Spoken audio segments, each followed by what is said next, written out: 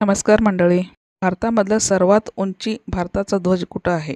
कोणाकोणाला माहीत आहे त्यांनी नक्की सांगा. पुढे दुर्गादेवीचं दर्शन घेऊन पुढे गेलो. बाजारात गेलेलो आणि येताना ट्रायपॉड घेऊन आलो. आता यूट्यूब चालू केलं म्हटलं तर ह्या असल्या पाहिजे म्हणजे पाहिजे. तर पहिलं एक होतं ते तुटलं. तर आता हे सिंपल आणि एकदम किचन कट्टावर जास्त अडचण पण व्हायचं नाही म्हणून थोडं सिंपलमध्ये जास्ती जागा न घेणारा आणि एवढे घेतले तर जास्त दिवस टिकायला पण पाहिजे.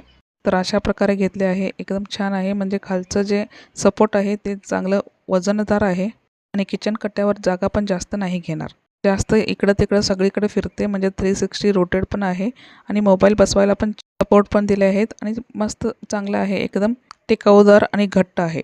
येता एका दुकानामध्ये हे अशा प्रकारे गोळ्या मिळाल्या. आपल्याला आठवण आहे का? तर आपण हा लहान असताना जामून म्हणून शाळेत खात होतो. शाळेची आठवण आली हो. आपल्याला आठवलं का? आता न विसरता सबस्क्राईब पण करा.